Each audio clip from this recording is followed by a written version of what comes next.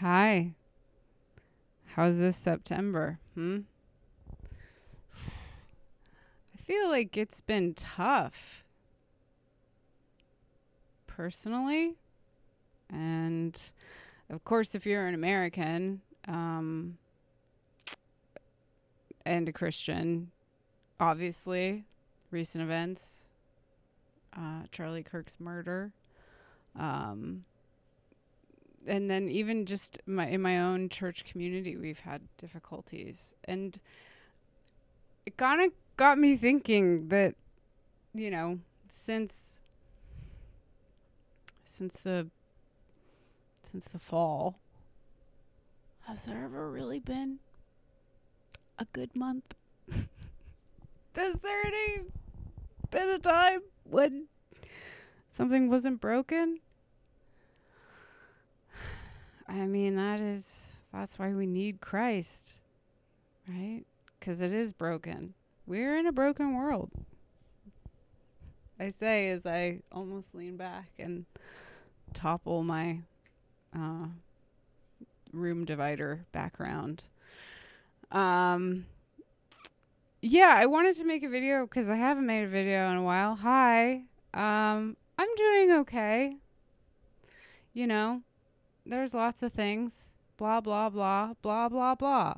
But I think I'm trying to not just talk about myself. Even though this is a channel by me talking about myself, but, pointing to Christ, because we are, after all, we're pointers. We're not the noun. Oh, there was this great C.S. Lewis quote from The Problem of Pain, which I just read. That's like, we're all adjectives, merely adjectives. We're all merely pointing and, in service to something. Hopefully, it's the true king, the ruler of the universe, the most amazing person to have, to serve, to praise, to love, honestly. So what was I going to do? I was going to read this thing that's been on my wall for months now. And it's John Donne. And I'm sure many of you have heard a few of because he's got some great snippets that then became, titles of other people's novels. So anyway, that being said, it is called, sorry, it's been on my wall. So it's got tape on it. This is in Devotions Upon Emergent Occasions, and this is number 17. Meditation 17. And I'm not going to, it's Nunc lento sonatu dicant moriris. Sorry, I don't know Latin. Now this bell tolling softly for another says to me, thou must die. So I'm going to read this and then we're going to talk about it. And that's what this video is. Just a heads up. Perchance he for whom the bell tolls may be so ill as that he knows not it tolls for him. And perchance I may think myself so much better than I am, as that they who are about me and see my state may have caused it to toll for me, and I know not that. The Church is Catholic, universal, so are all her actions, all that she does belongs to all. When she baptizes a child, that action concerns me, for that child is thereby connected to that head, which is my head too, and ingrafted into that body, whereof I am a member. And when she buries a man, that action concerns me. All mankind is of one author, and is one volume. When one man dies, one chapter is not torn out of the book, but translated into a better language. I love that. And every chapter must be so translated. God employs several translators. Some pieces are translated by age, some by sickness, some by war, some by justice. But God's hand is in every translation, and his hand shall bind up all our scattered leaves again, for that library where every book shall lie open to one another, as therefore the bell that rings to a sermon calls not upon the preacher only, but upon the congregation to come, so this bell calls us all. But how much more me, who am brought so near the door by this sickness? There was a contention as far as a suit, in which piety and dignity, religion and estimation were mingled, which of the religious orders should ring prayers first in the morning, and it was determined that they should ring first that rose earliest. I'm not sure if I read that with the right, let me read that part again. I don't think I had the right emphasis. You know, when you're reading John Donne, you kind of have to make fun of yourself because you might not get it right. There was a contention as far as a suit, and then this is in parentheses, in which piety and dignity, religion and estimation were mingled. Which of the religious orders, which of the religious orders should ring to prayers first in the morning? And it was determined that they should ring first that rose earliest.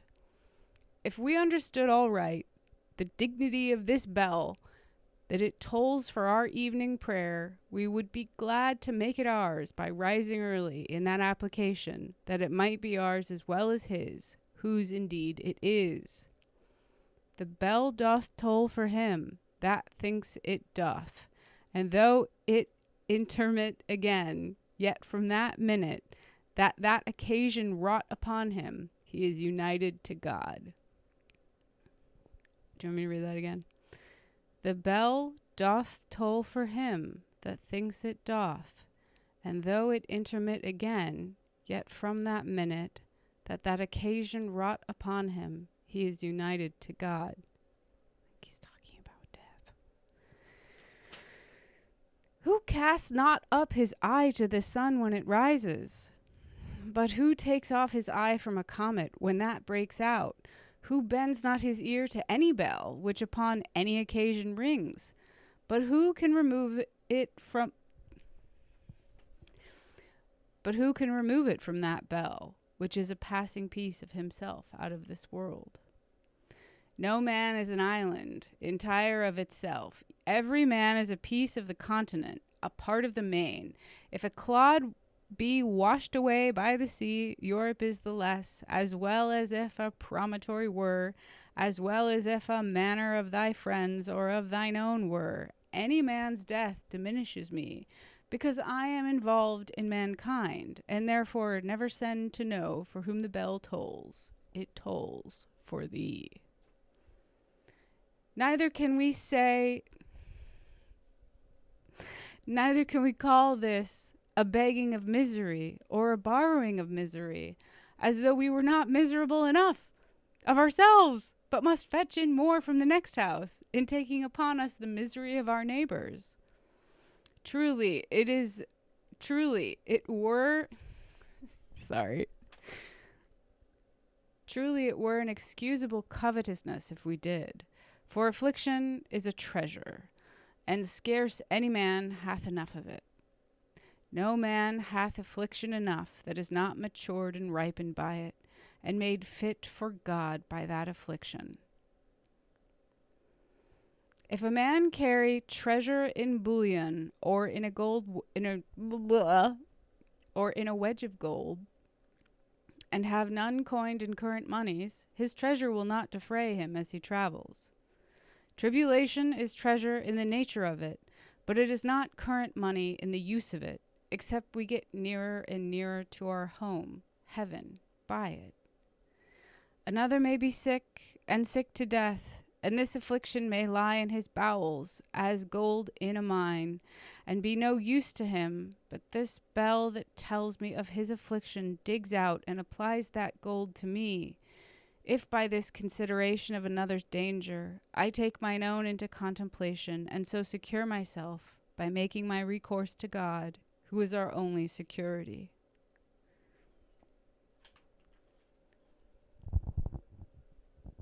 So yeah, I think it's one of those ones that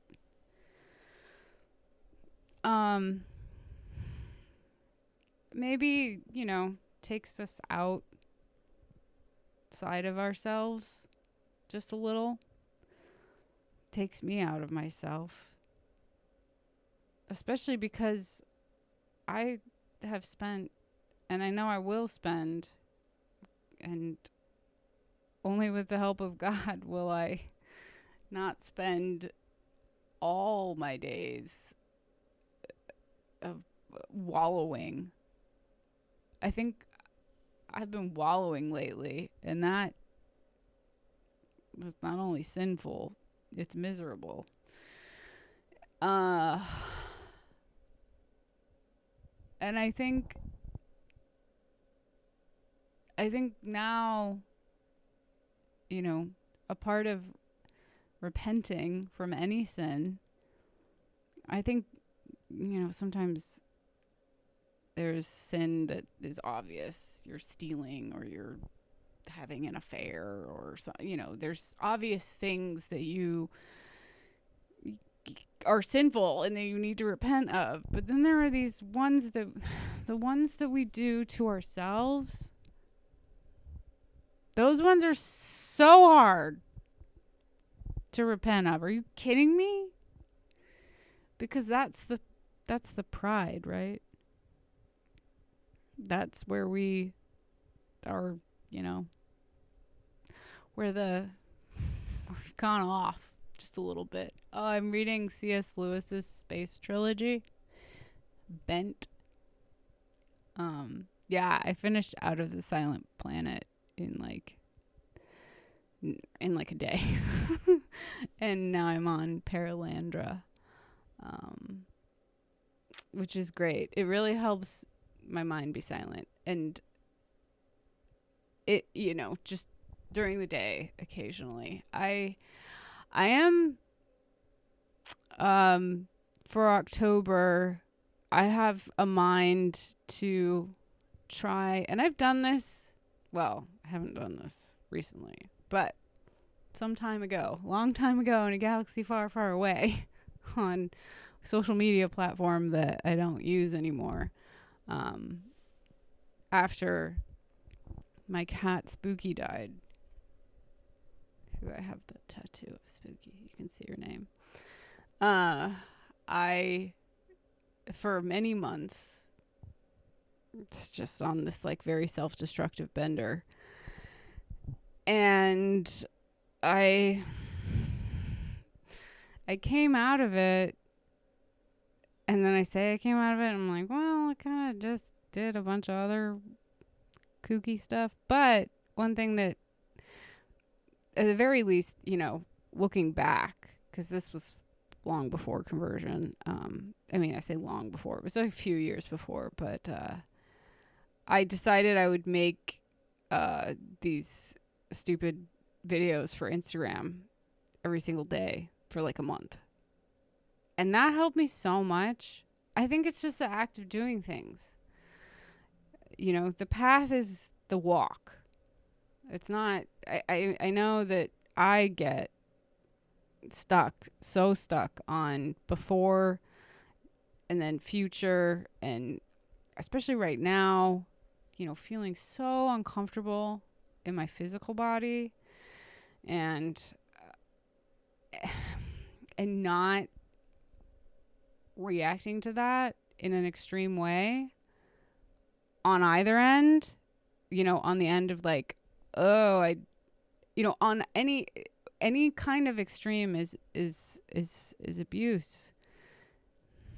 And really, like, disconnecting emotions and my emotions from food, and also from reality, because if a feeling isn't real, and it's often, I mean, as I said, I'm reading Paralandra, and there's the beginning of it.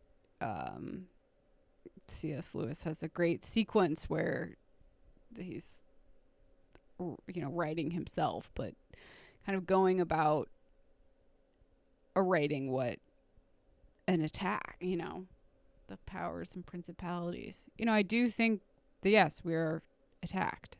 And not to, I don't want to say that, I know that I am I am the sinful person, and a lot of these thoughts,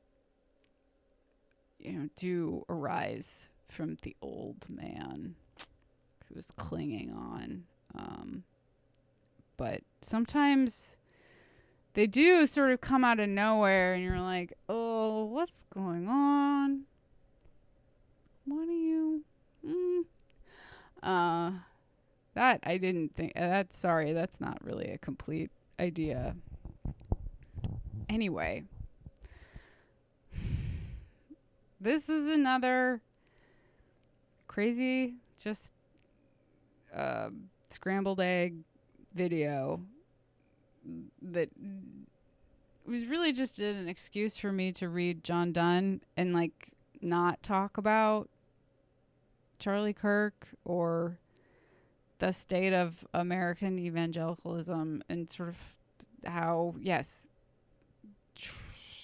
tragic events often galvanizes people. And I do think the good that's coming out of it is that Christ's name is being preached.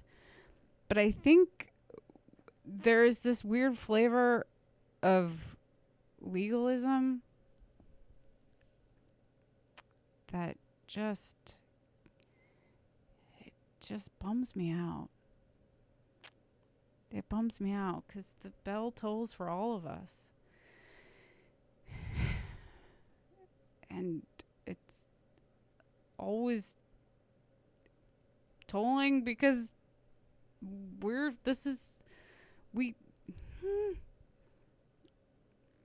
so yeah, I think lamenting, or if you're going through a tough time, it's hard for me to lament because I feel like all of my tough times are self-inflicted.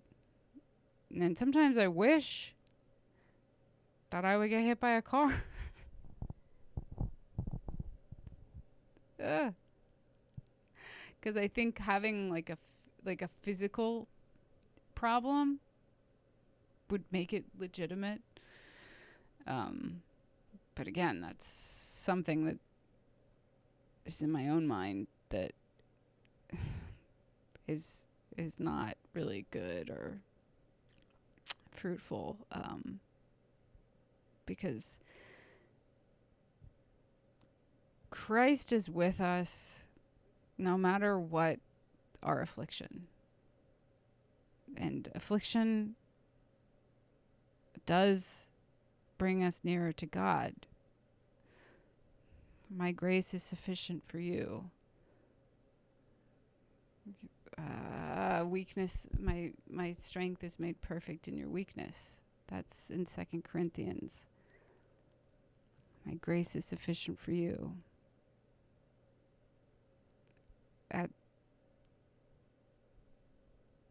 Just got a vibe on that for a second, even though I don't even have the full quote. I was listening to it today. My grace is sufficient for you, or my strength is made perfect in your weakness. Because we all have our thorns in the flesh. The messenger of Satan, speaking of that. Anyway, I'm getting on to 20 minutes, but all to say that maybe for October, I'm taking some days off. I'm gonna. I don't know. I really want to come up with something where I'm posting every day, and it could just be little short things. And hopefully, not just me being like blah blah blah. How's the weather over there? But we'll see. In the meantime, I feel like this has been a little bit of a, like I said earlier, a scrambled egg before I then dissolved into another before I dissolved into another tangent. I hope that you are well. And I pray for a revival. And I just hope all y'all are going to church. So that's really important. So important. And I never know exactly how to end these videos. I feel like the benediction is my favorite. Well, not my favorite part of church because it's the end. But I do really like the benediction, but I also am not just going to like give a benediction. But it's just so, yeah, it's so lovely.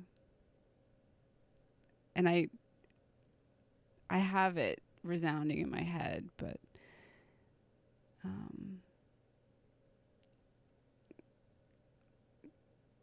may the Lord make his face to shine upon you. May the Lord bless you and keep you. May the Lord to make his face to shine upon you. I see, it's like once I start to try and say it, once I stop this video and think about posting it, and then I remember that that I end it with like me not remembering the Moses benediction. That's okay. I've only been a Christian for a year and a half.